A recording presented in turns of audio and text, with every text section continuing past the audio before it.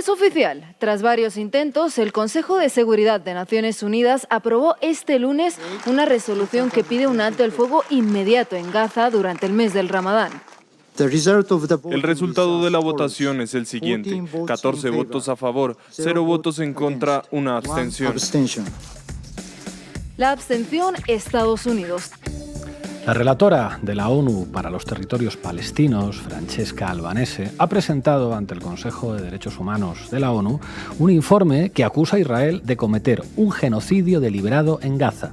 Este documento ha generado un profundo impacto al analizar detalladamente los patrones de violencia y las políticas israelíes durante su ataque a Gaza. El informe sostiene que existen motivos razonables para concluir que Israel está perpetrando actos definidos como genocidas por parte de la Convención para la Prevención y la Sanción del Delito de Genocidio de 1948. Entre estos actos se incluyen el asesinato de miembros de un grupo, los daños graves físicos o mentales a miembros de un grupo y la provocación de condiciones destinadas a la destrucción física parcial o total de un grupo. Con más de 30.000 palestinos muertos en 5 meses de conflicto y más de 70.000 heridos, el informe señala el impacto devastador de las acciones israelíes en la población civil de Gaza. Además, destaca la destrucción masiva de infraestructuras esenciales, como el 77% de las instalaciones sanitarias, el 68% de las infraestructuras de telecomunicaciones y el 60% de los hogares, así como de instituciones educativas, incluyendo todas las universidades de Gaza. El informe también pone de relieve la retórica incendiaria de altos cargos israelíes, que han sido acusados de incitar a la violencia aniquiladora contra los palestinos. Citando declaraciones del primer ministro Benjamin Netanyahu y otros líderes, el informe subraya la extrema gravedad de estas provocaciones. Bueno, en respuesta a estas conclusiones, el informe solicitará al Consejo de Derechos Humanos de la ONU un embargo inmediato de armas a Israel y una investigación independiente de las violaciones de derechos humanos en Gaza. También instará a medidas para garantizar la reparación y la protección internacional de la población palestina. Bueno, esto lo contábamos ayer en Diario Red. Hoy en La Base volvemos a hablar del genocidio en Palestina. Bienvenidas y bienvenidos. La Base.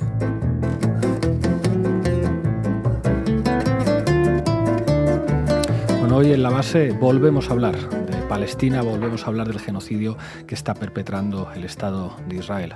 Paola Aragón, ¿qué nos tienes preparado?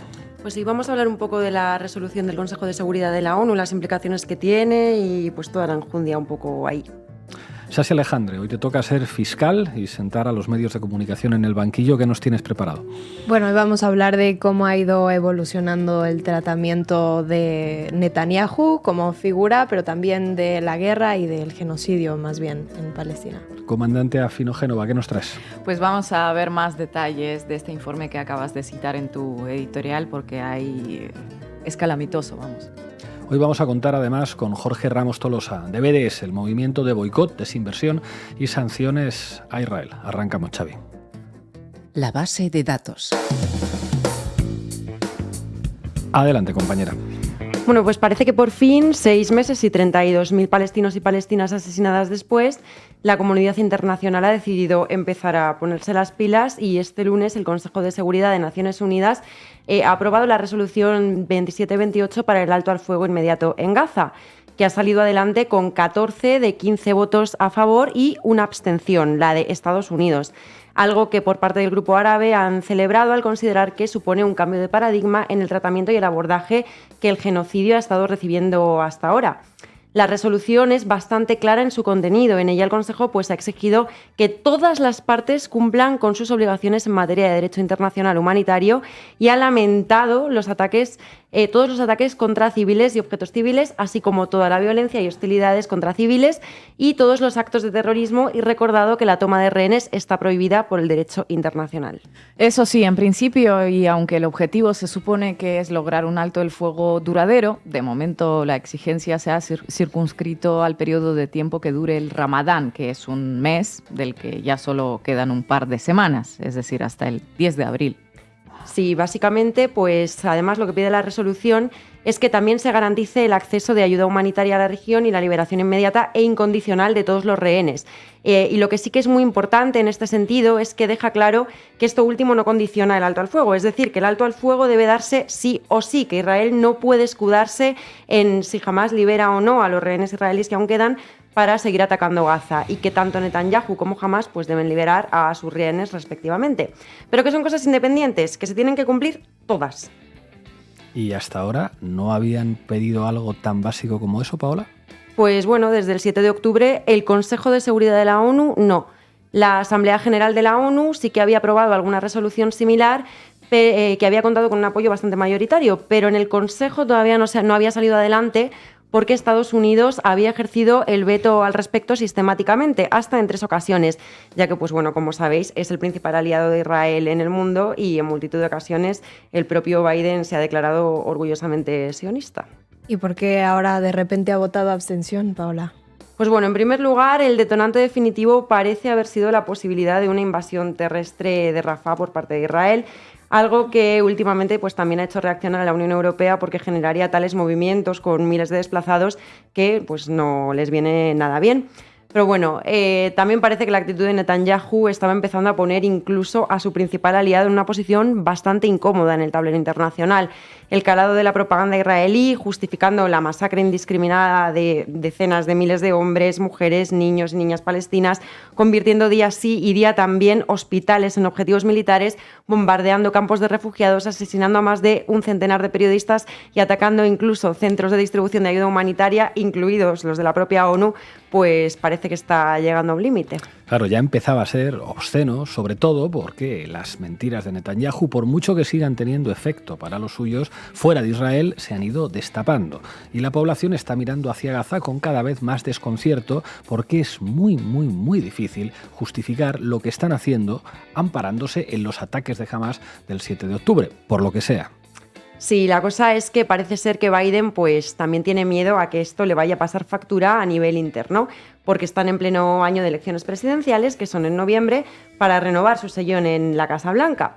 Y hay estados, como en Michigan, por ejemplo, que parece ser uno de los que más peligran porque los resultados suelen ser muy ajustados. Allí, por ejemplo, Trump ganó a Hillary Clinton gracias solamente al 0,22% de los votos emitidos, pues donde la población musulmana, que es mayoritariamente votante demócrata, le está montando unas protestas de narices. Y de hecho esto se ha convertido en una cuestión que trasciende a la población musulmana, ¿no? Y los movimientos sociales afroamericanos también lo están denunciando como una cuestión de racismo transversal. Y hay también muchas encuestas que advierten de que por todo el país alrededor de la mitad de la población joven, de entre 18 y 29 años más o menos, pues no ven con buenos ojos la gestión que Biden está haciendo de la cuestión palestina. Y Biden no puede jugársela a tener absolutamente en contra a tantos sectores que previsiblemente conforman un volumen nada desdeñable del electorado demócrata. Claro, la cosa es que él mismo pues ahora tiene que hacer malabares, porque por otro lado en Estados Unidos mucha gente sí que muestra un apoyo visceral a Israel, ¿no? Y bueno, insisto en que además es un tipo abiertamente sionista, así que ahora se ha puesto en plan humanitario, pero poco. Y Estados Unidos, en el Consejo de Seguridad, pues no ha votado que sí, no ha dado su apoyo, sino su abstención, ¿no? La cual, según ellos, pues se justifica en que consideraban imprescindible que la resolución incluyese una mención explícita de condena a Hamás. Claro, debe de ser que no se ha escuchado lo suficiente durante estos últimos 6 meses el ¿pero condenas o no condenas los atentados del 7 de octubre de Hamás?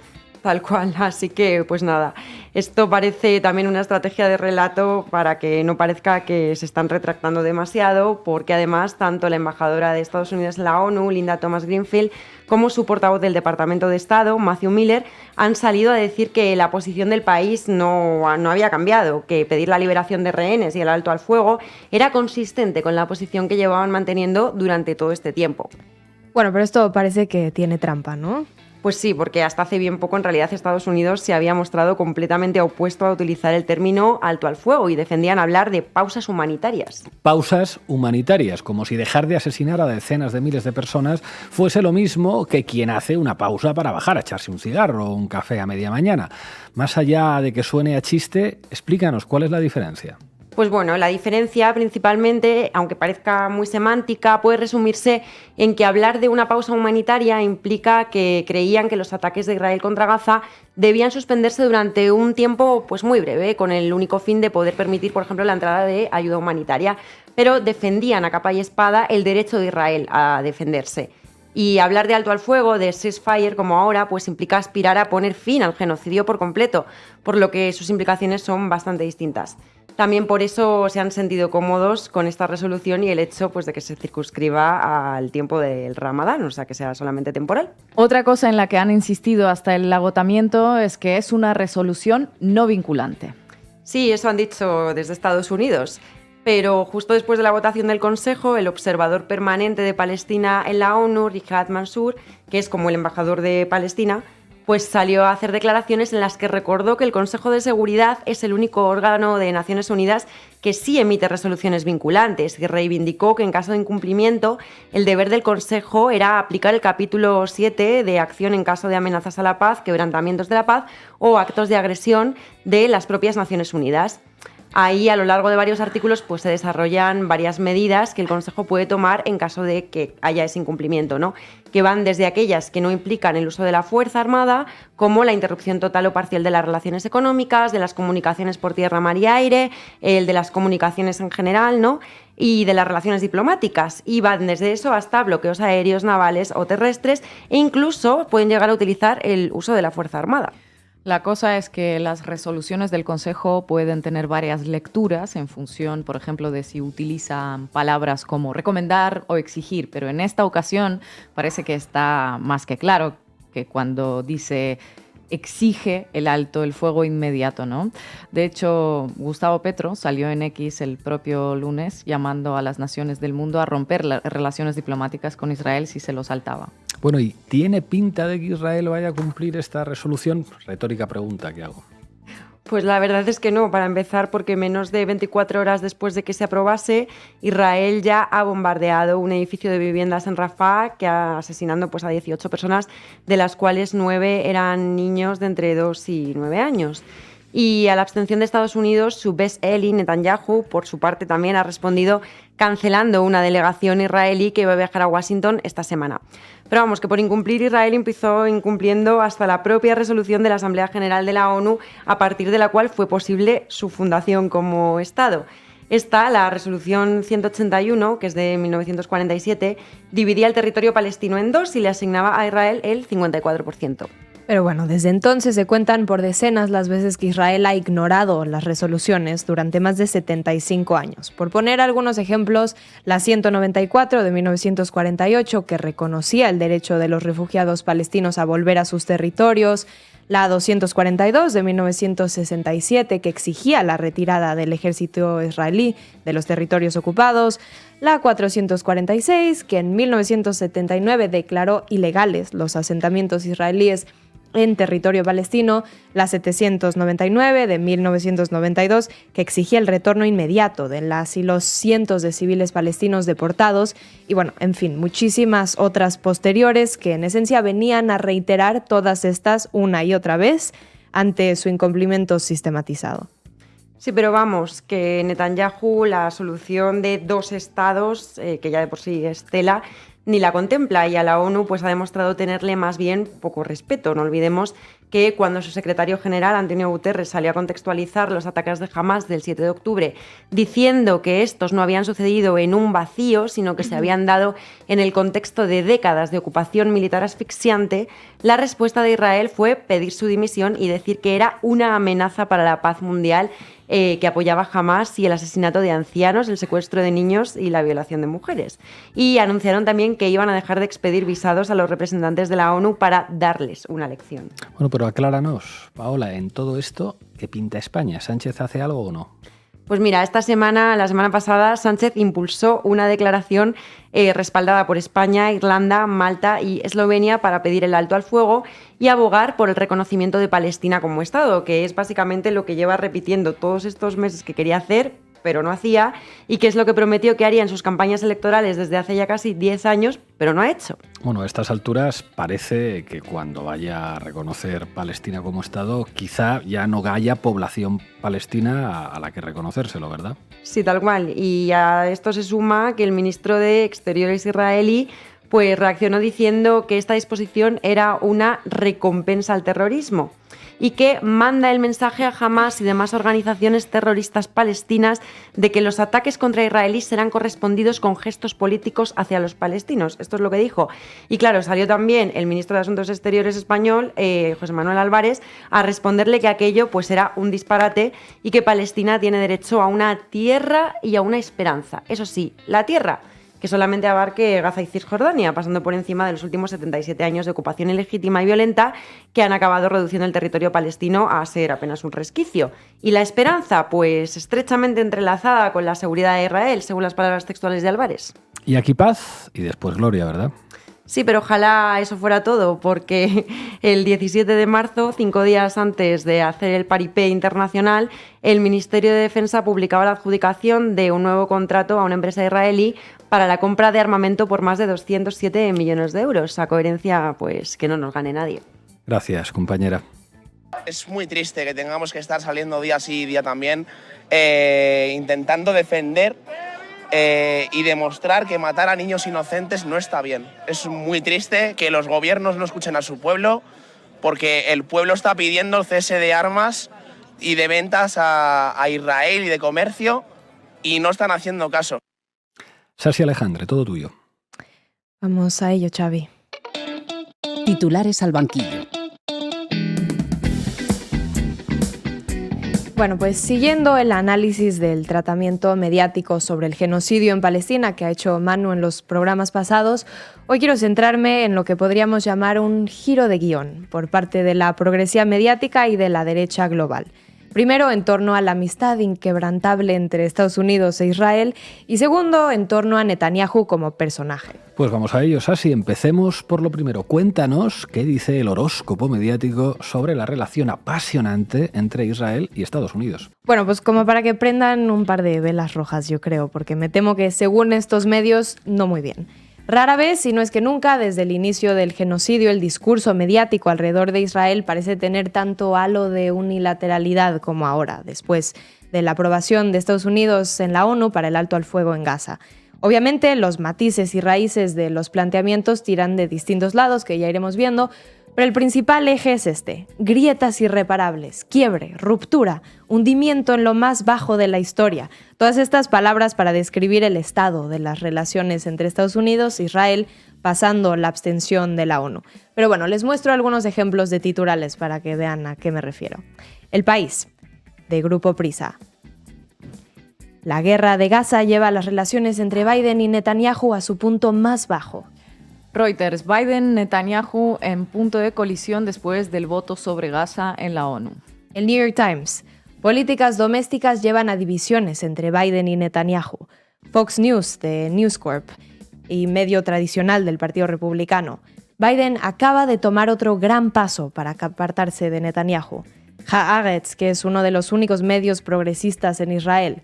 Oficiales de defensa temen. Riña entre Bibi y Biden podría traer daño duradero a los lazos entre Estados Unidos e Israel. El País, otra vez, por si no era suficiente la primera, las grietas de una alianza que parecía inquebrantable. Claves de la relación entre Estados Unidos e Israel. Bueno, hay unos paralelismos con lo que contaba Manu hablando del atentado de Moscú, que para estos medios básicamente no hay víctimas, solo rivales, informando sobre la primera vez que se exige un alto el fuego inmediato en Palestina. Bueno, pues ni siquiera mencionan a los palestinos, sino solamente a Biden, a Netanyahu y esa riña que se traen entre ellos.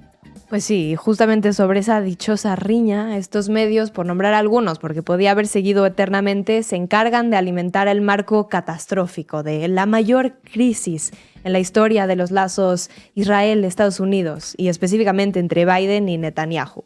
Una trama que ya venían alimentando varias semanas, pero ahora en esteroides, tras la abstención de Estados Unidos en la votación de la ONU por el alto al fuego en Gaza.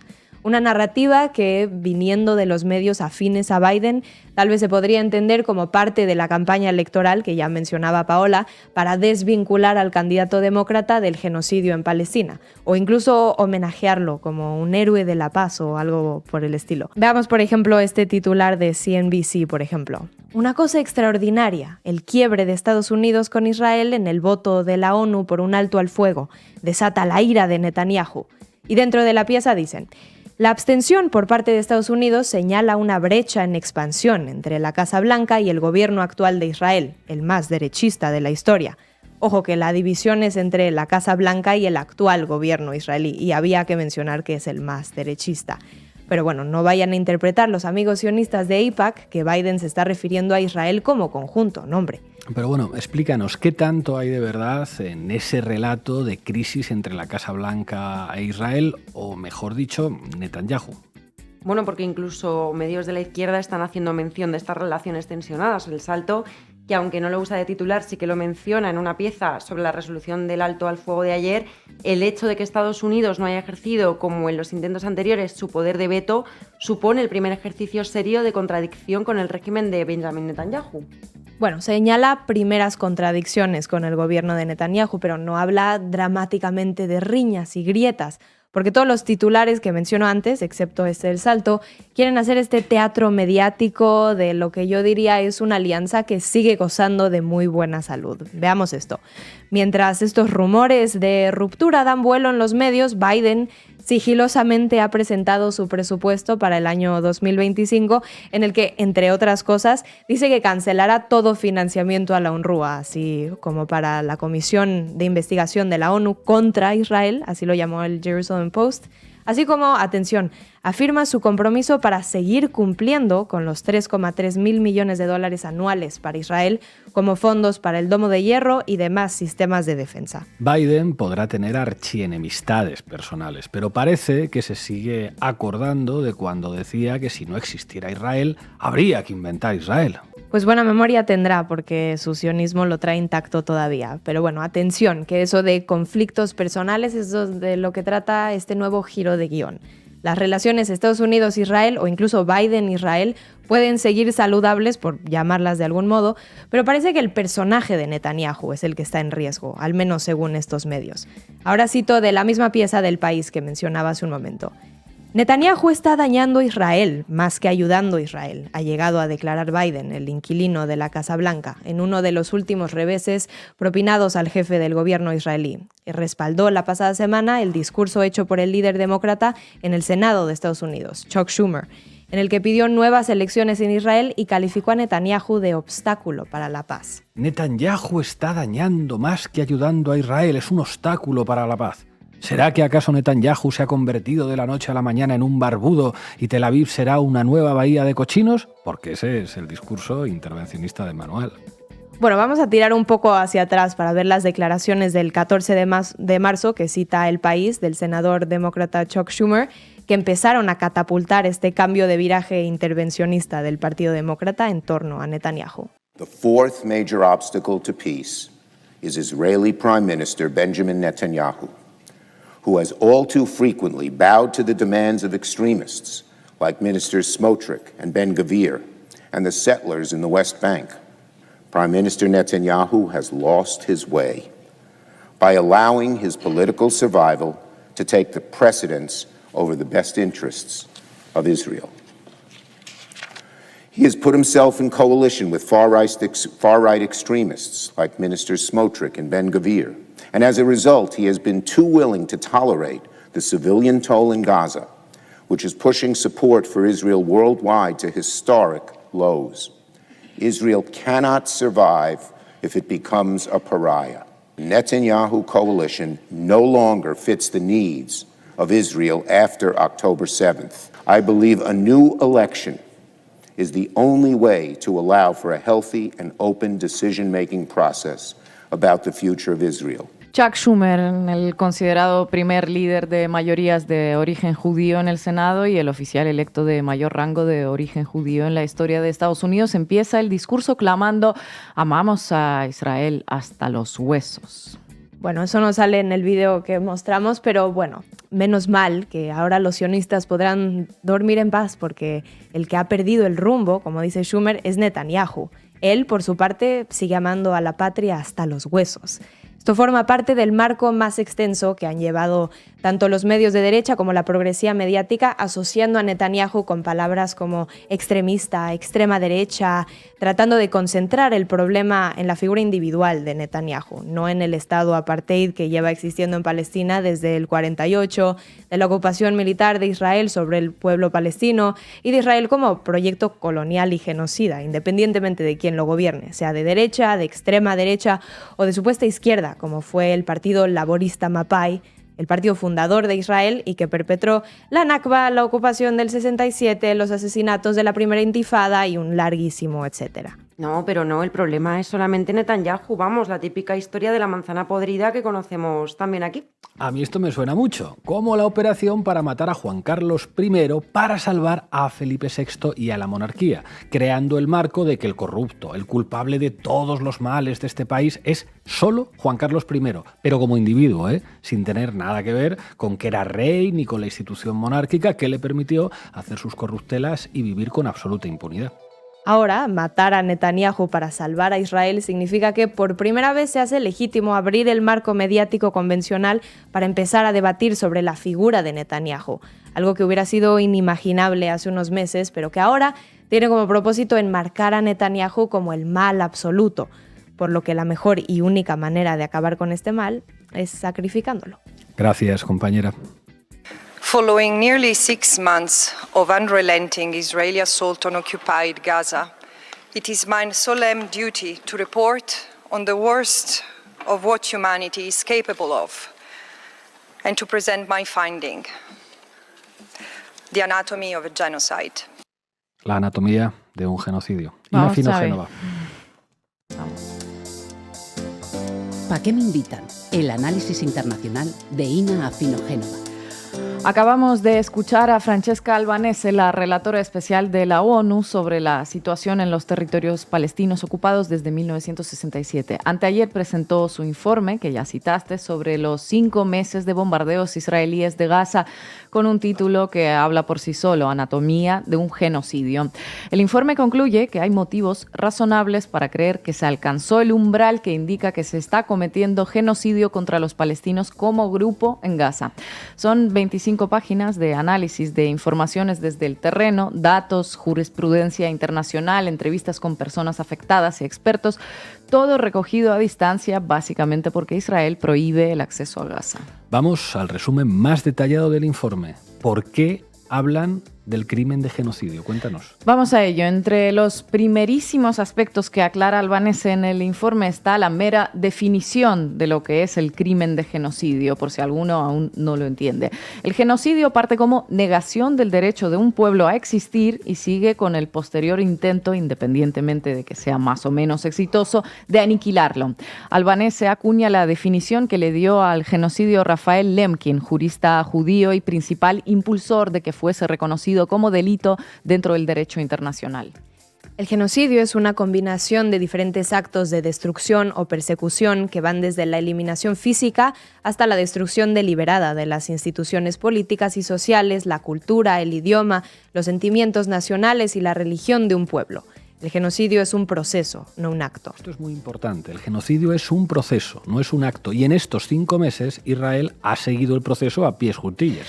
Otro de los temas que aclara antes de enumerar los pasos que dio el Estado de Israel para que hoy hablemos directamente de genocidio sin eufemismos es que condena firmemente los crímenes cometidos por Hamás y otros grupos armados palestinos contra civiles israelíes el pasado 7 de octubre, pero dice que no es este el acontecimiento que va a examinar. Efectivamente, porque ese atentado se usó a diestro y siniestro para relativizar, justificar y legitimar la respuesta de Israel. Pues incluso una relatora de las Naciones Unidas tiene que ir aclarando reiteradamente que hablar de los crímenes de Israel no te convierte en un dirigente de Hamás. efectivamente. Y ahora vamos a los detalles. Califica como genocidio lo que hace Israel en Gaza porque se trata de un proceso de eliminación de un grupo en concreto, el pueblo palestino. Desplazar y borrar la presencia árabe ha sido parte inevitable de la formación de Israel como un Estado judío, dice Albanese.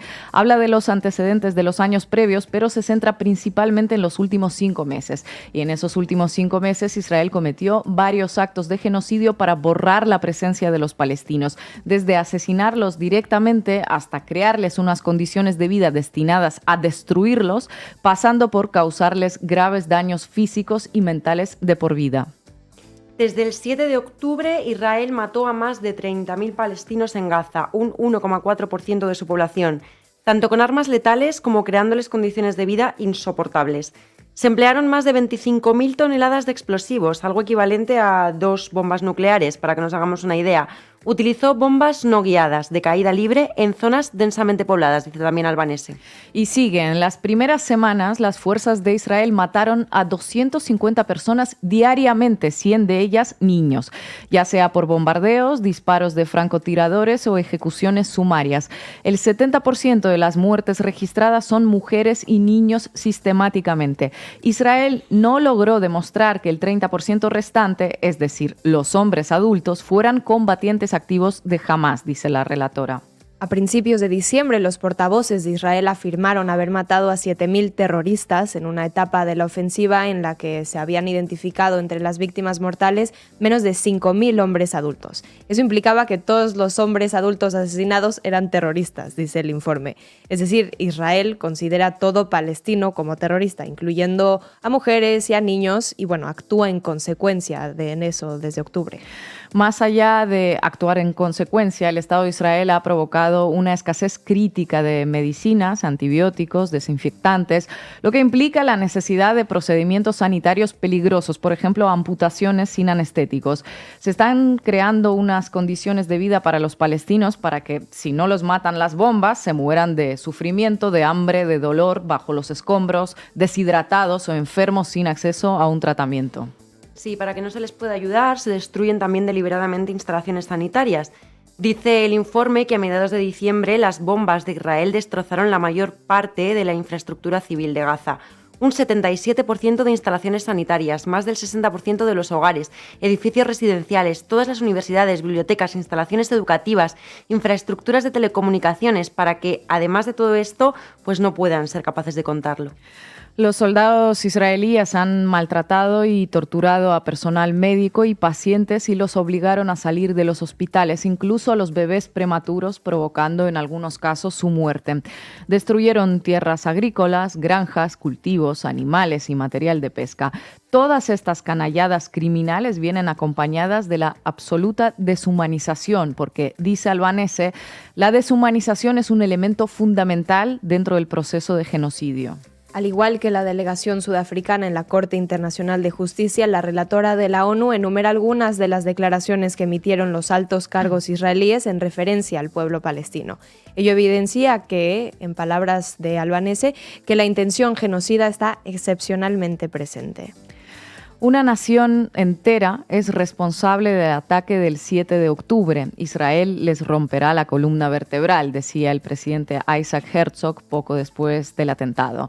La referencia que hizo Benjamín Netanyahu a Amalek, un pueblo antiguo mencionado en la Biblia hebrea como enemigos de Israel a los que los israelíes tienen que eliminar en un acto de venganza, bueno, es otra de las pruebas de esas intenciones. El ministro de Defensa, Yoav Galán, definiendo a los palestinos como animales humanos y diciendo que Gaza nunca volverá a ser lo mismo. El ministro de Agricultura, Avi Dichter, hablando textualmente de la nueva Nakba en Gaza. El ministro de Patrimonio, Amihai Eliyahu, pidiendo atacar Gaza con bombas nucleares. La diputada del Likud, Revital Gotiev, invocando bombardeos indiscriminados sin piedad, porque esta vez no hay lugar para la piedad, que también lo dice como si en algún momento Israel hubiera sido muy piadoso con los palestinos. Un chiste que de nuevo se cuenta solo. Vamos, que en 5 meses los propios políticos israelíes se han currado bastante este expediente para procesarse a sí mismos como genocidas.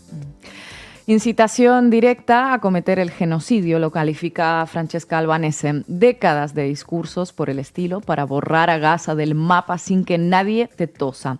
Un elemento interesante que analiza en el informe es lo que denomina como camuflaje humanitario. Camuflaje humanitario. ¿Quiere decir esto que se elimina a una población invocando el derecho a la legítima defensa? Algo así, sí. Básicamente señala que Israel recurre permanentemente a la terminología del derecho internacional humanitario para justificar sus asesinatos sistemáticos y masivos de palestinos. ¿A qué se refiere concretamente? Bueno, hay toda una lista de palabras y frases concretas. Por ejemplo, escudos humanos. Os suena, ¿verdad? En la retórica israelí, todos los palestinos, toda una nación pasa a convertirse en escudos humanos que protegen a los terroristas y por lo tanto son un objetivo legítimo. No hace falta evacuarlos, protegerlos, abastecerlos de nada, solo apuntarles con las armas y básicamente exterminarlos. Israel ha tratado de camuflar la intención genocida con la jerga del derecho humanitario. Transformó Gaza en un mundo sin civiles en el que todo, desde refugiarse en hospitales hasta huir en busca de seguridad, se declara una forma de escudo humano. De esta manera, Israel abolió de facto la distinción entre objetivos civiles y objetivos militares. Esto lo dice, atención, Francesca Albanese con toda esta contundencia. A los escudos humanos se les suma otro término que también nos resulta muy familiar: daño colateral. Los ataques indiscriminados contra escudos humanos pueden provocar centenares de víctimas, incluyendo a periodistas, personal médico, funcionarios de la ONU, como ha pasado. Pues bien, todos ellos son daños colaterales. Es absolutamente infame, pero Ina, cuéntanos, ¿hay alguna llamada a la acción en el informe de Albanese? Bueno, primero dice que el genocidio no puede justificarse bajo ninguna circunstancia, incluida la supuesta legítima defensa. Lo diré una vez más para gente como José María Aznar o Ursula von der Leyen. El genocidio no puede justificarse bajo ninguna circunstancia, incluida la supuesta legítima defensa. Y dice que la complicidad está expresamente prohibida, lo que da lugar a obligaciones para terceros estados. Pues nada, los terceros estados, salvo escasísimas excepciones, se han pasado meses hablando del derecho a la legítima defensa, mientras Netanyahu, junto con una banda de ultras, borraban de la faz de la tierra o expulsaban a todo un pueblo que les impide construir su soñado gran Israel. Durante la presentación del informe dijo la relatora que mantener la impunidad y el excepcionalismo de Israel ya no es viable, y menos cuando salió finalmente la resolución vinculante del Consejo de Seguridad. Veremos si es vinculante para Israel, porque Estados Unidos, como acabamos de contar, ya anda diciendo que en este caso y por primera vez en la historia una resolución del Consejo de Seguridad no es vinculante. También dijo Albanese que los estados deberían imponer un embargo de armas y sancionar a Israel, porque, como menciona en el propio informe, la complicidad está expresamente prohibida. La pregunta es, ¿se atenderá a estas exigencias en este mundo en el que prima la fuerza? Por si acaso, y para que quede bien clara la postura del gobierno sionista al respecto, la misma noche del día en que se tomó esa resolución con la vergonzante y vergonzosa abstención de la delegación estadounidense, Israel bombardeó Rafah, asesinando a al menos 18 personas, 9 de ellas niños. Y un día después, Líbano, asesinando a 17 sanitarios. Toda una declaración de intenciones, por si no nos había quedado suficientemente claro en estos últimos 70 años, su opinión sobre las resoluciones de cualquier institución internacional. Gracias, compañera. ¡Que viva la lucha del pueblo palestino! ¡Que viva la lucha del pueblo palestino! ¡Que viva la lucha del pueblo palestino! Bueno, hoy nos acompaña en la base Jorge Ramos, de la campaña BDS. Jorge, muchísimas gracias por atender a la base. Hola, ¿qué tal? Un placer. Jorge, mucha gente se pregunta, ante esta situación, ¿qué es lo que puede hacer un ciudadano para enfrentarse a Israel y qué puede hacer, digamos, para tratar de hacer daño a un Estado que está practicando un genocidio? Esto es fundamental y, de hecho, la respuesta la tenemos en el propio pueblo palestino. Debemos, desde Europa, ¿no?, descolonizar nuestra manera de ver el mundo y aprender a escuchar y a leer a los pueblos del sur global y, sobre todo ahora, en este caso, el pueblo palestino. Y la mayor coalición de la sociedad civil palestina, que se conformó en 2005 con el nombre de Boicot, Desinversión y Sanciones, lo que nos ha pedido, lo que podemos hacer después de ver toda la trayectoria anterior del fracaso de las negociaciones denominadas de paz y bueno, todo lo que había supuesto, ¿no? La trampa de los acuerdos de Oslo, etcétera, etcétera, que dejar de ser cómplice, dejar de colaborar era la clave fundamental para que Israel dejase de ser el estado de apartheid colonial, de limpieza étnica, ocupación militar y ahora también de genocidio que está siendo, ¿no? Por tanto, todas las personas podemos hacer algo desde nuestros centros de trabajo, universidades, consumo individual, para apoyar la campaña de BDS, que, como digo, es lo que nos ha pedido el pueblo palestino. Paula. Hola, muchas gracias por estar aquí con nosotras esta tarde.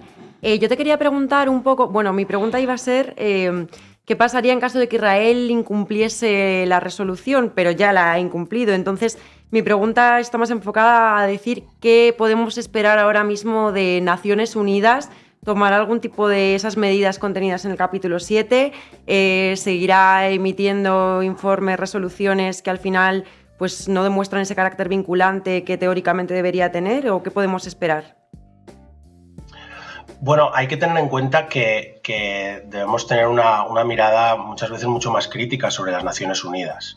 Las Naciones Unidas se crearon como un compromiso de las grandes potencias vencedoras de la Segunda Guerra Mundial y durante mucho tiempo y de muchas maneras ha sido un instrumento, un brazo del poder unipolar estadounidense, y aunque ahora, como sabemos, el siglo XXI está cambiando mucho esta condición estadounidense, todavía sigue anclada, ¿no? a estas viejas maneras y poco democráticas de hacer. Hay que tener en cuenta que el mismo Estado de Israel entró en las Naciones Unidas en 1949 aceptando el protocolo de Lausana y aceptando resoluciones de las Naciones Unidas, o al menos en una parte el derecho al retorno de la población palestina refugiada, como exigía el artículo 11 de la resolución 194 de la Asamblea General de la ONU. Se utilizó en el protocolo de Lausana el mapa de la partición de la resolución 181 de la Asamblea General también como base para una negociación, y para entrar en la ONU Israel lo aceptó, pero en muy poco tiempo claramente sus dirigentes dijeron que no lo iban a cumplir, ¿no? Entonces son ya como mínimo 75 años en las que Israel se pasa por el arco de triunfo absolutamente todas las resoluciones de la ONU, pero es fundamental aquí la campaña de BDS, la presión de todas las sociedades civiles. El mundo continúa en pie más de 5 meses después del inicio del genocidio, y es fundamental que haya una presión a todos los gobiernos, y aquí es fundamental el embargo de armas, como acabamos de escuchar, que ya lo ha exigido varias veces la misma Francesca Albanese y otros organismos de la ONU, y estamos viendo como grandes líderes de Abya Yala, de latinoamericanos, como Gustavo Petro también lo está exigiendo, y romper relaciones. Entonces yo creo que esto es lo fundamental, ¿no? No podemos confiar en las Naciones Unidas, son decenas y decenas las resoluciones tanto de la Asamblea General como del Consejo de Seguridad que Israel no ha cumplido, y ha dicho literalmente, como habéis mencionado anteriormente, que no lo va a cumplir. Entonces yo creo que es fundamental aquí que los movimientos sociales, que las luchas populares continúen ejerciendo la máxima presión posible, y por eso también tenemos entre el 20 y el 21 de abril del próximo mes de abril, por ejemplo, la tercera gran jornada estatal en el Estado español de movilización, poniendo el fin al comercio de armas, el embargo de armas, las sanciones y el fin de toda relación con Israel en el centro. Y yo creo que esa es la única fe que podemos tener, ¿no? en los pueblos y en las luchas desde abajo. Hola Jorge, gracias por acompañarnos. Yo te quería preguntar si a raíz de este voto en la ONU y bueno, en las semanas y meses alrededor de él, ¿crees que ha cambiado el foco mediático que le están poniendo a todo este tema? Sí, sin duda alguna, ¿no? Al tratarse de por fin, ¿no? La primera resolución que se aprueba en el Consejo de Seguridad, obviamente esto debe ser noticia y debería ser importante, porque es lo que se espera, ¿no? Que pueda cumplirse. Pero claro, tenemos ejemplos no tan lejanos, no hace falta ir a los años de la creación del Estado de Israel o a la famosa resolución 242 del Consejo de Seguridad de la ONU que establecía, ¿no? La retirada israelí de los territorios ocupados y que empezó a endocolonizar en junio de 1967, Cisjordania, Jerusalén Este, Gaza, el Golán, que continúa ocupado, al igual que los territorios anteriores, y la península del Sinaí, que desocupó en la década posterior Israel, sino que, por ejemplo, en 2016, también el 23 de diciembre, en la resolución 2334 del Consejo de Seguridad, declaró una vez más que las colonias israelíes en Cisjordania eran absolutamente ilegales y era una grave violación del derecho internacional, pero no se han dado los pasos para aplicarlo, ¿no? De hecho, verbalmente, discursivamente, hasta numerosos presidentes de los Estados Unidos de América han condenado las colonias israelíes en Cisjordania. Pero esta es la clave, ¿no? El abismo que hay, este escándalo moral que tenemos entre unos discursos que década tras década, ¿no? Apoyan al pueblo palestino, critican a Israel, pero que sigue habiendo una colaboración académica, cultural, deportiva, comercial, institucional, política, militar y todo tipo con Israel. Y esto es lo que permite a Israel seguir siendo impune y continuar con su régimen de apartheid, su régimen genocida. Y por eso, ¿no?, es tan importante cortar con estas colaboraciones, cortar con este abismo que hay entre la teoría y la práctica, entre el discurso y los hechos, para que por fin, ¿no?, el pueblo palestino pueda tener derecho a tener derechos. Buenas tardes, Jorge. Estabas mencionando ahora los países de Abya Yala. Tenemos el ejemplo de Colombia, rompiendo relaciones con Israel. Bolivia, Venezuela, Cuba ni las tenían ni siquiera, países del sur global, ¿no?, como Sudáfrica. ¿Ves posibilidades de que más estados vayan sumándose a esa corriente? ¿Y qué herramientas tenemos nosotros como ciudadanos para influir quizás en este tipo de decisiones?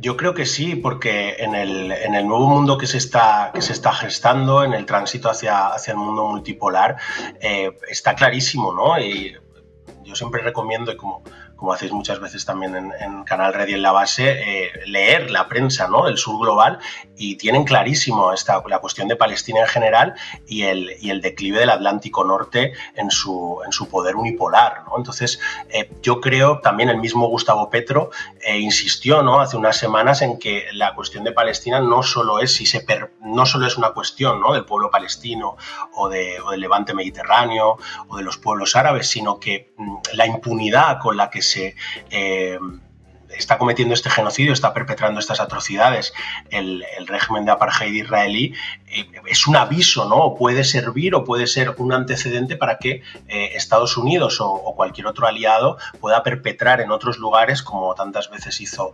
en el siglo XX y en las últimas décadas, todo tipo de masacres con total impunidad, ¿no? Entonces yo creo que esto es fundamental, y creo que precisamente en Abya Yala, en América Latina, la mayoría de los pueblos lo tiene clarísimo y van a seguir ejerciendo una presión muy fuerte, y esperemos, y yo creo que es probable que se sigan rompiendo relaciones y que avancen las sanciones, porque es absolutamente insostenible este genocidio, y es absolutamente insostenible el propio régimen colonial israelí. Y esto es el atisbo de esperanza que tenemos a medio y largo plazo, porque todos los índices económicos están hablando de una gran desinversión, de un 70% de empresas tecnológicas israelíes que están en peligro, caída entre un 70 y 80% del turismo, del comercio, de la construcción. Entonces yo creo que es fundamental entender que a medio y largo plazo hay una apuesta muy clara desde las resistencias árabes, como mínimo, de acabar, ¿no?, con el colonialismo y con el imperialismo en el sudoeste asiático, y aquí la cuestión palestina es fundamental, y con todo el dolor y el sacrificio del mundo estamos viendo el mayor horror, ¿no?, probablemente de nuestra época, pero siempre el pueblo palestino nos enseña a tener en la máxima adversidad siempre algo de esperanza. Jorge Ramos Tolosa, muchísimas gracias por atender una vez más a La Base. Hasta pronto. A vosotras y a vosotros. Abrazos. Bueno, terminamos por hoy, terminamos esta semana. Nos vamos a descansar, igual hasta vemos alguna procesión, quién sabe, en esta Semana Santa. Volvemos el lunes y les queremos dejar con un tema precioso de Víctor Jara, el derecho a vivir en paz. Hasta el lunes.